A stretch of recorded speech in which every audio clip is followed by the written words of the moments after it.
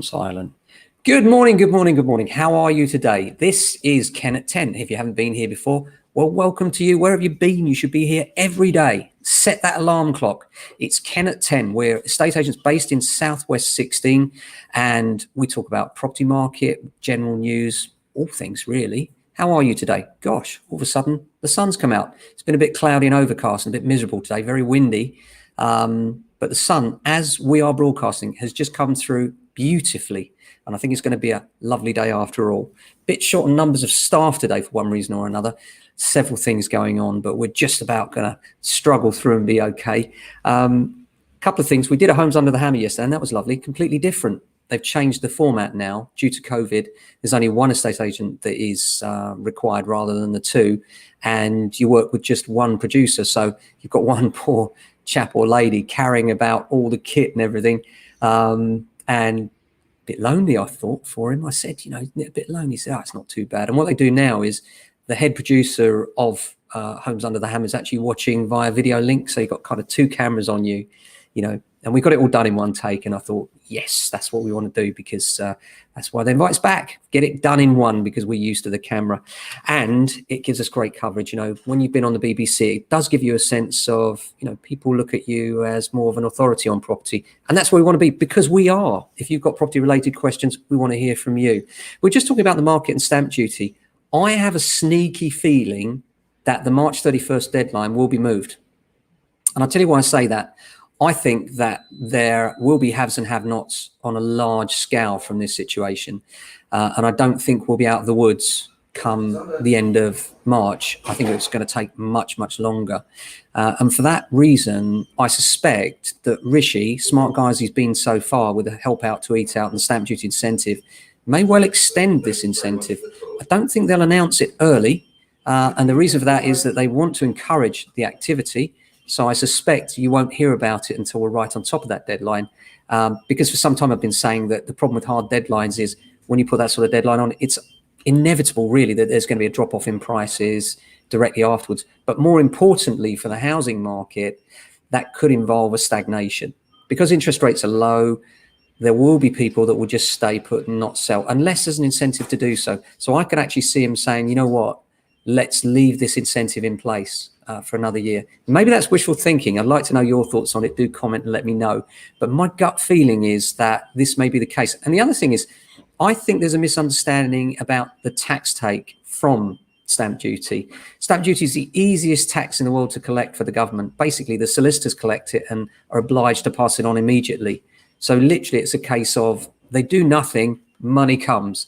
And this is irresistible, isn't it, for the government? The money just arrives like VAT, but even cleaner, even easier to spot if there's any untoward goings on.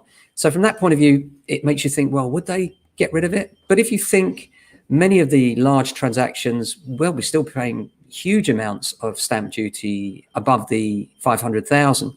So there still will be a tax take from it. But also you've got to consider the other side of it. If you've got people that are moving, you've got people like us that are employed, you've got solicitors, you've got the people that are preparing the house in the first place, the painters, the decorators, the gardeners.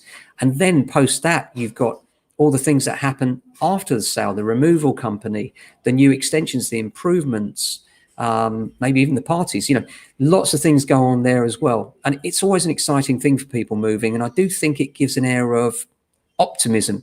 I've always said, one of the things about the UK, people say the UK market is a little bit different from any other in the world. And I would argue that. Why? Because we're a small, popular, and I think really prestigious island. When people want to educate their children, billionaires from around the world, where do they come? They come to the UK, they come to London, because we've got those colleges they want to be in.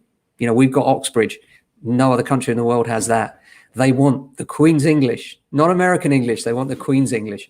And so from that point of view, I think we're always going to be a really popular country.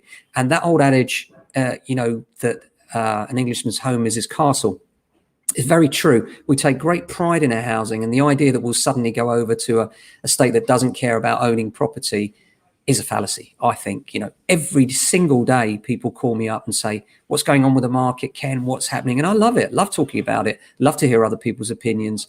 It's one of those things you can never really be sure you're getting right or wrong. You can only have a best guess at, but we love it, don't we? That's why we're here today, just talking about it. There's something really fascinating about the housing market, a future of housing in the UK, the morals, what's right and what's wrong.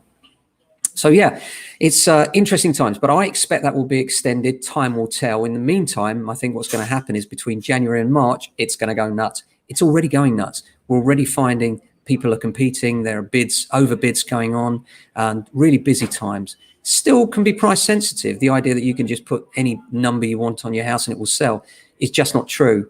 And we know that because we're visiting houses that haven't sold, that have been on with other agents, and we're starting up complete new marketing plans for them, right from presentation through to photography and of course videography, as you'd expect. Our presentation videos, which are going down really well with purchasers, actually, I have to say. Purchasers are really liking the fact that with us, we do the presentation videos rather than just let's have a spin around this room.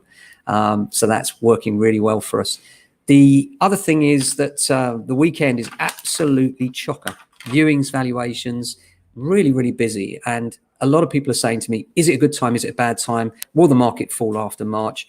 And I think to some degree, it has to be a good time for two reasons. Number one, prices are strong, meaning you should be able to get out without any negative equity for sure, and probably with a small profit.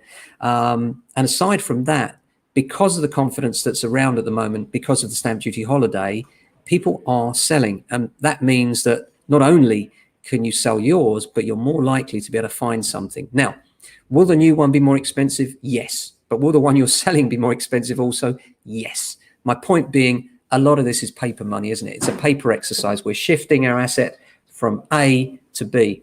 And if you're moving in a similar price range to another area, well, then there is absolutely no difference with your property investment, arguably. It's the same.